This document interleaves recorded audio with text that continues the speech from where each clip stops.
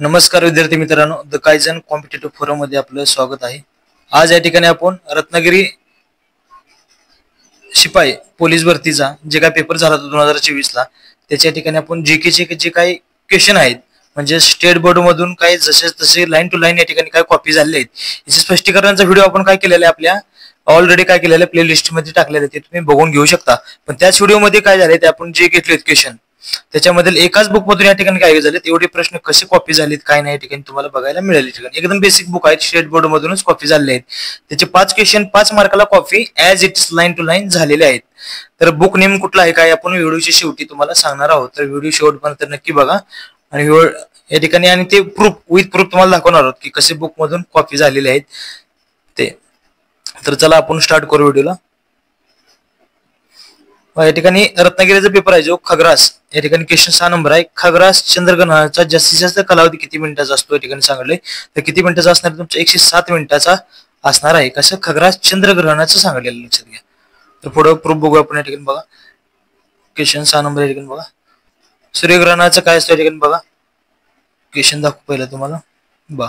खग्रास चंद्रग्रहणाचा जास्तीत जास्त कालावधी 107 मिनिटाचा असतो या ठिकाणी बघा। जसं तसं as it is line to line copy झालेला आहे ठिकाणी बघा। 5 मार्क एकाच बुक मधून आलेले तुम्हाला, 5 क्वेश्चन 5 मार्काला बघा। एक मार्कासाठी किती विद्यार्थ्यांना झगडावं लागते ठिकाणी बघा। त्यासाठी खग्रास चंद्रग्रहणाचा जास्तीत जास्त कालावधी किती 107 मिनिटाचा असतो। उद्या भविष्यात तुम्हाला अजून एक दुसरा क्वेश्चन प्रेडिक्ट या ठिकाणी होऊ शकतो की खग्रास सूर्यग्रहणाचा कालावधी किती मिनिटाचा असतो हा तुम्हाला बघणे या ठिकाणी गरजेचं आहे। आपण ते ऑलरेडी आपल्या एक्सप्लेनेशन मध्ये डिटेल एक्सप्लेनेशन मध्ये दिलेला आहे व्हिडिओ मध्ये।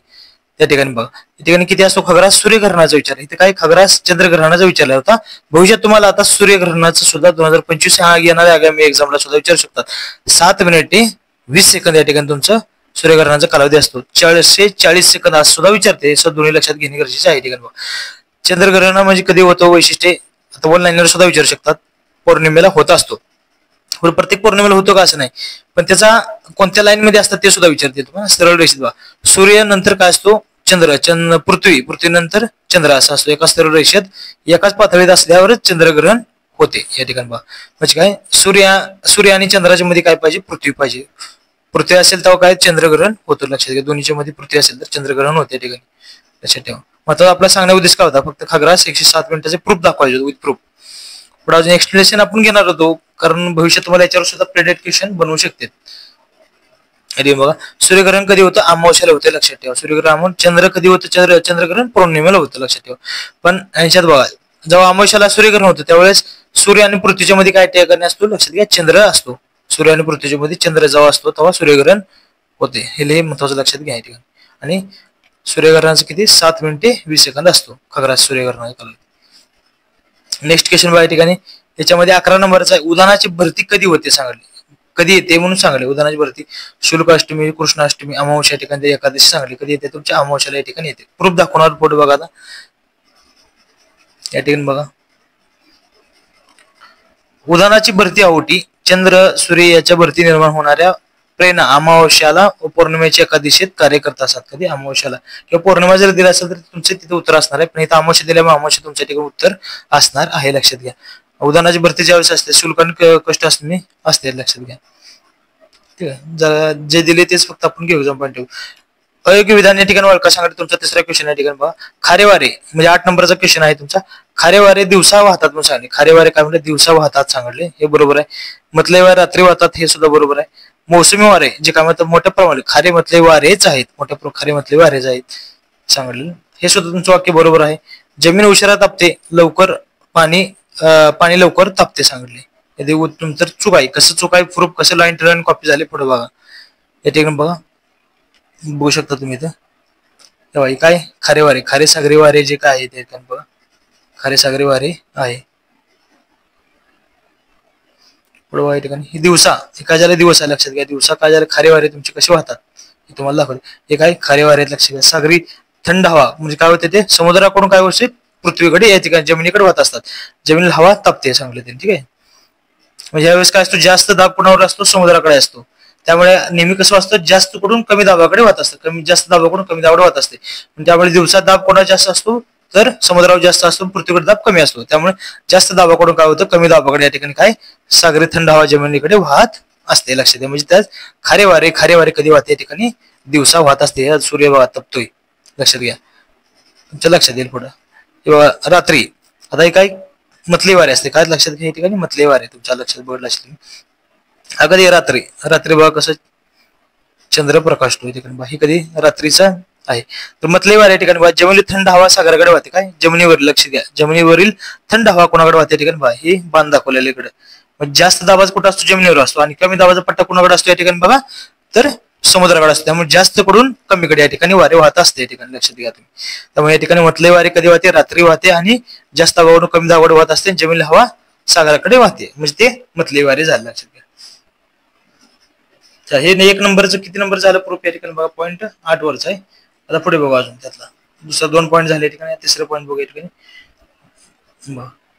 दिवसा समुद्राकडून जमिनीकडे वारे वाहणारे कसे असतात, या ठिकाणी खारे वारे असतात बघा दिवसा, आणि रात्री समुद्रापेक्षा जमीन लवकर थंड होते, मतली वारे जमिनीकडून समुद्राकडे वाहतात, कधी रात्रीचे जे काही मतली वारे असतात, line to line as it is.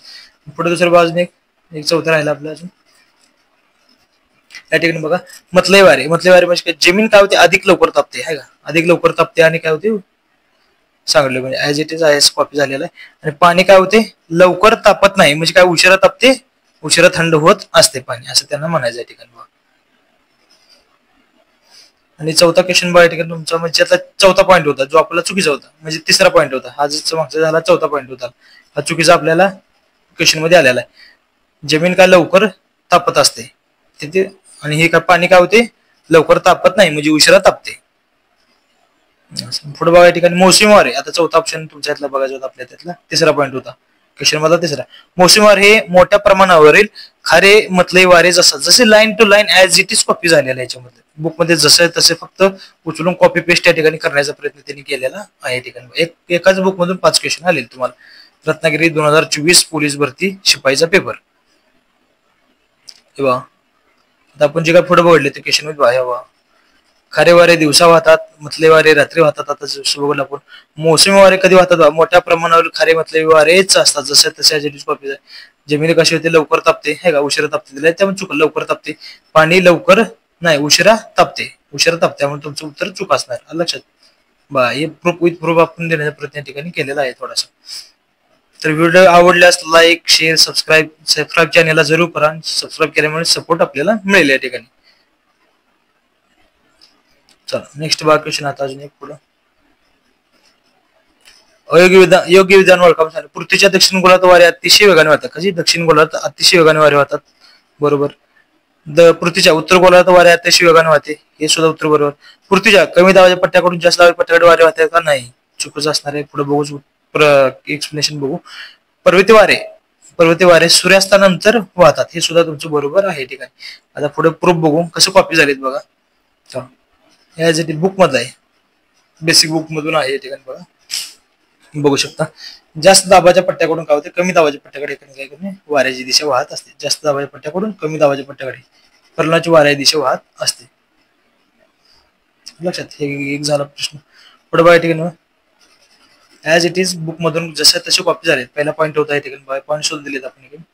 पहिला पॉईंट मधला, दक्षिण गोलार्धात वारे अतिशय वेगाने वाहत असतात, म्हणजे जलद जास्त असतात. उत्तर गोलार्धात सुद्धा काय ते दक्षिण गोलार्धापेक्षा जास्त वेगाने ठिकाणी, म्हणजे दोन्हीकडे काय होतात, ज्या वाहतातच, फक्त काय होते उत्तर गोलार्धापेक्षा दक्षिण गोलार्धात काय होतं, वारे जास्त वाहते, लक्षात घ्या, सांगायचं त्यांना या ठिकाणी. असे तुला एक्स्ट्रा पॉईंट या ठिकाणी आपण घेतले थोडं, म्हणजे काय त्यातलंच तुम्हाला अजून भविष्यात विचारू शकतात पुढे. असे जे 40% त्याला काय गरजणारे 40 वारे सुद्धा असे याला म्हणतात, म्हणजे अतिशय वेगाने होणारे त्यालाच खवळलेले वारे सुद्धा असे म्हणतात, खवळलेले 50 असे म्हणतात, किंवा किंचाळणारे 60 असे म्हणतात त्याला. अशा वाऱ्यांना नावं, वेगवेगळी नावं त्यांनी देण्याचा प्रयत्न ठिकाणी बुक मध्ये केलेला आहे, लक्षात घ्या. तर पुढे बघूया ठिकाणी पर्वती वारे. आता चौथा राहिला कुठला, चौथा पॉईंट होता आपला, बरोबर, क्वेश्चन मधला चौथा. पर्वती वारे संदर्भात विचारला होता तुम्हाला. पर्वती वारे सूर्यास्तानंतर वाहतात, as it is line to line, जसं तसे कॉपी केलेत बघा, जसं तसे कॉपी केलेले आहे ठिकाणी प्रयत्न केला. तर बघा पुढे आपण इथं दाखवतो तुम्हाला. दक्षिण गोलार्धात वारे अतिशय वेगाने वाहतात, तुम्हाला जसं दाखवलं तसं. उत्तर गोलार्धात वारे अतिशय वेगाने वाहतात, ही सुद्धा वाक्य तुमचं बरोबर आहे. पृथ्वीच्या कमी दाबाच्या नसून कसं आहे, जास्त दाबाच्या पट्ट्याकडून कमी दाबाच्या पट्ट्याकडे या ठिकाणी वाहत असते, लक्षात. त्यामुळे हे उत्तर तुमचं चूक असणार आहे. चौथं, पर्वती वारे सूर्यास्तानंतर वाहतात, हे सुद्धा जसे तसे लाईन टू लाईन कॉपी केलेले आहेत, सर्व प्रश्न केलेले आहेत स्टेट बोर्ड मधून जसे तसे कॉपी आहेत. बुक नेम शेवटी सांगू आपण व्हिडिओच्या. याठी बघा, पृथ्वी हवेचा दाब एक समान नसतो, हे झाला प्रश्न. ठीक आहे बरोबर. हवेचा दाब, आता हवेचा दाब ऍज इट इज सुद्धा विचारलं बघा. हवेचा दाब डॅडॅश या परिणामात मोजतात. हवेचा दाब कशामध्ये मोजतात, ते मिलीबार मध्ये या ठिकाणी मोजतात. ऍज इट इज कॉपी केलेलं आहे, हे सॉर्टिंग करताना क्वेश्चन मधला आलेला बाकीचं इतर. हे काय कामाचं नाही आपल्या. ते हवेचा दाब करिष्ठ परिणामात मोजतात, मिलीबार मध्ये मोजतात बघा. ऍज इट इज कॉपी केला बघा. हवेचा दाब कशामध्ये मोजतात, मिलीबार मध्ये या ठिकाणी मोजतात. एककात मोजला जातो, त्यासाठी हवा दाब मापक वापरले जाते, हे लक्षात ठेवा मिलीबारासाठी. ह्यातलाच क्वेश्चन ऍज इट काय केलं त्यांनी कॉपी केला. हवेचा दाब डॅडॅश परिणाम मोजता as it is line to line question यातला कॉपी केला ऍज इट इज हाचा बेसिक मधला. बघा हे 5 क्वेश्चन या ठिकाणी काय केलं आपण घेण्याचा प्रयत्न केलेला आहे. 2 एक झाला, 2 3 हा 4 आणि 5 या ठिकाणी बघा. या ठिकाणी आपण जसे एकाच बुक मधून आलेले आहेत, इयत्ता 7वीचं बुक आहे. किती होय, इयत्ता 7वीचं बुक तुमचं हे असणार आहे. कुणी जाऊन कधी चेक करू शकता. इयत्ता 7वीचं जे काही बुक आहे भूगोलचं, त्याच्यामधून शेड बोर्ड मधून काढले जसे तसे काही लाईन टू लाईन या ठिकाणी कॉपी झालेले आहेत. आपण पाहिलेले 5 क्वेश्चन 5 मार्कसाठी या ठिकाणी आले. मुले पोलीस भरतीचे 1-1 मार्कासाठी झगडतात, त्यामुळे किती 1-1 मार्काचं महत्व काय नाही ते त्यांनाच समजू शकते. बुकलिंग चांगले विथ प्रूफ आपण ठिकाणी दाखवण्याचा प्रयत्न केला. व्हिडिओ आवडल्यास चॅनेलला सबस्क्राईब जरूर करा आणि लाईक शेअर सबस्क्राईब जरूर करून कमेंट मध्ये नक्की सांगा व्हिडिओ आवडल्यास. थँक्यू.